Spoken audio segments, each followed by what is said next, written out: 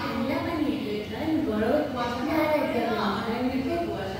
পুড়ে যাবে, তাই আমি ঠান্ডা পানি ঢালি, তারপরে গরম পানি ঢালি, তারপরে এখানে পানি ভর্তি থাকে।